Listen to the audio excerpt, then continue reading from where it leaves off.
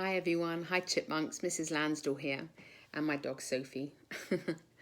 I wanted to finish a book that I read a little bit of in my circle time with our chipmunks today. We're learning all about insects, so my book is called On Beyond Bugs, and it's a Cat in the Hat book. So let's see what happens about it in it. Here we go. I'm the cat in the hat, and I'm glad that I found you. Right now, if you look, you'll see insects around you. They live in the water, the earth, and the sky. Just wait, and you'll soon see an insect go by. There are millions of them. I will show some to you. Your mother will not mind at all if I do.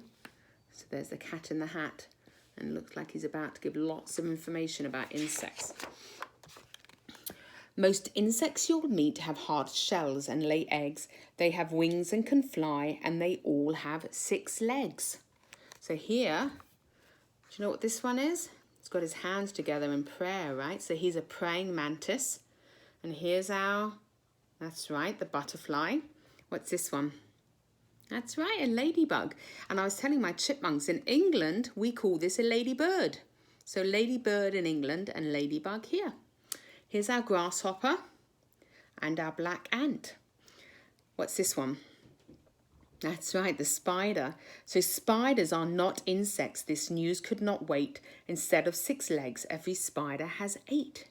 So we can't call a spider an insect. He's got too many legs. Let's count them. 1, 2, 3, 4, 5, 6, 7, 8.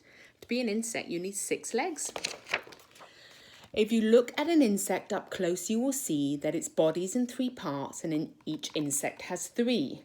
First the head, then the thorax, then the here at the end is the longest part, which is called the abdomen. So that's a good picture. That's our cricket. So here's his head, then the thorax is in the middle, and his abdomen is at the end. So he's got 3 parts to him. Insects cannot see all the things that surround them, so they each have 2 feelers to touch what's around them. An insect has feelers on top of its head. Some look a lot like a thin piece of thread, while others look much more like feathers instead. We wish we had feelers, but we don't have any. You can also call feelers by this name, antennae. So here are this antenna, and this is what they get to feel the world about them. So look how different they all look. Some feathery ones, some thin ones. These ones are bending. Lots and lots of different antennae. Watch an insect and see all the things that it does. Some can swim, jump or crawl. Others chirp or buzz. So let's look at all these. So this one is a diving beetle. He likes to go in the water. Ooh, this one's not such a friendly one. This is a dog flea. So this one likes to jump around onto dogs. This is a pipe vine caterpillar. He's crawling. And then this one we saw on the previous page is our cricket. He rubs his wings together to chirp. What's this one? That's right. That's the firefly, right? He lights up at night time. And buzz. Here's our bumblebee. So lots and lots of different insects. Birds and frogs look for insects in order to eat them. So insects work hard to make sure they don't meet them. Some, like this wasp, have bright colours that say, don't come near me, I'll sting you, so just stay away. So he's using his colours to keep his predators, the people who might eat him, away. This moth's wings are coloured to look like the tree it is resting upon so that no one can see it. So here's our moth, and we say he's camouflaged because he's brown like the trunk of the tree. So that's how he makes sure predators don't eat him. Stays nice and safe. This one's interesting. This spittlebug sits and he spits out a bubble. It's wet and it's cool and can save him from trouble. For when he's all covered in bubbly foam, if a hungry bird comes, it thinks nobody's home. So here's our bug. Here's our spittlebug sitting on a leaf, and he's a bit camouflaged, but he's got a bit of black. So he starts to blow out bubbles, and he's able to totally cover himself in bubbles. So that way, the predator, the bird, is not going to eat him. So that's a clever way for him to stay safe, right? Here is a riddle I learnt from my mother. How's a skunk and a ladybird like one another? When danger is near, it is easy to tell. They suddenly give off a terrible smell. So the skunk and the ladybug do a similar thing. When danger is near, when a predator wants to attack them, they let off a smell, and that predator, the person who wants to eat them, goes away because the smell is like, ooh, not a pleasant smell. So that's clever. So the insects can either let off a smell, they have bright colours like a wasp to ward off predators, they can hide like the spittlebug, or camouflage like the moth, make it look like a tree. These busy insects are my friends, the ants. They like to eat seeds, other insects and plants. Ants are so strong they can lift things that weigh over 10 times their weight, and they do it all day. So if you were as strong as an ant, you would see you could lift up 10 cats in tall hats easily. So I think that's so cool. Ants are so strong.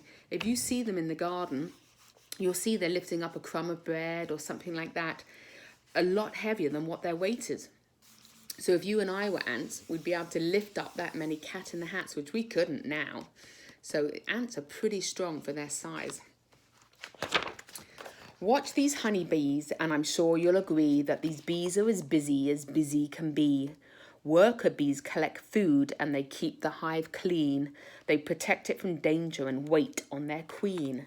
So this is the queen bee, and she gets to lie in bed and sleep all day, and everyone else looks after her. She must stay in one place. It is her job to lay dozens and dozens of eggs every day. So she's laying lots of little eggs, lots of little bees, and everyone else goes off and does the work.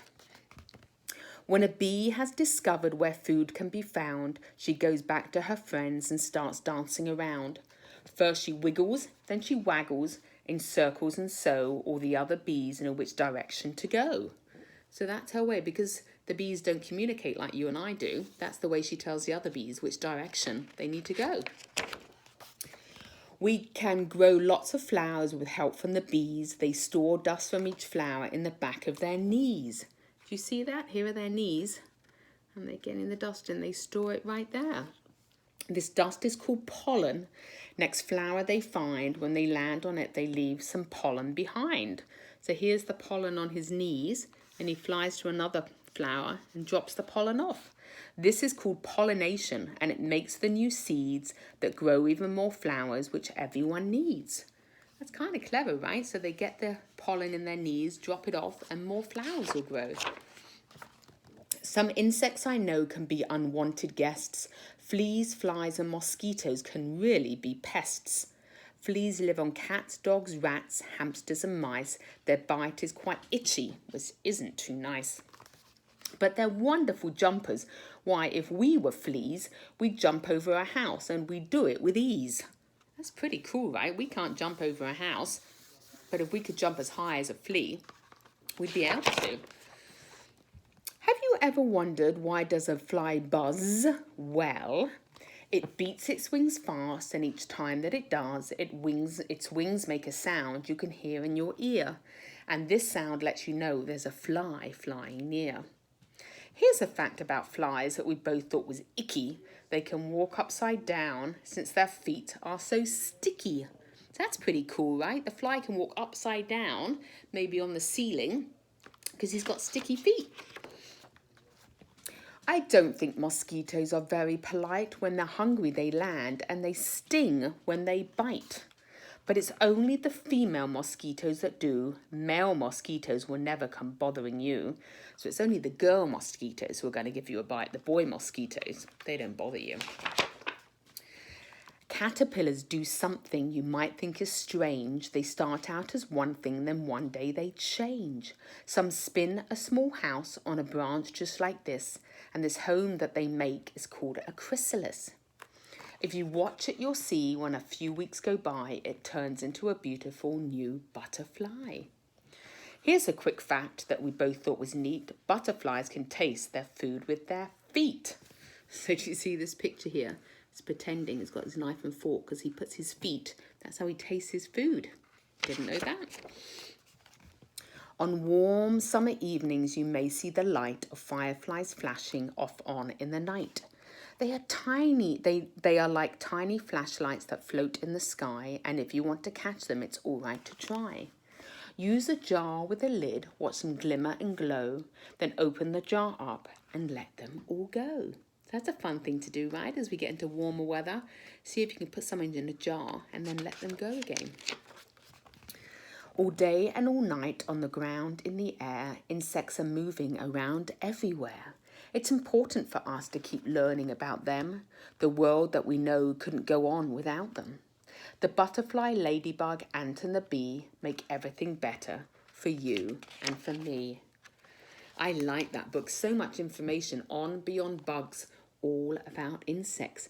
So we now know that the bee stores the pollen behind its knees, and the butterfly tastes with its feet, and the fly has sticky feet so he can walk upside down. So many interesting things.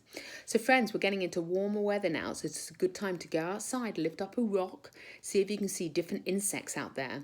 But remember, outside is their home, so you need to look after them, and just use your eyes to look at them and then put the rock back on so they're nice and safe. But have fun, friends, looking for insects, and I'll see you soon. Bye-bye.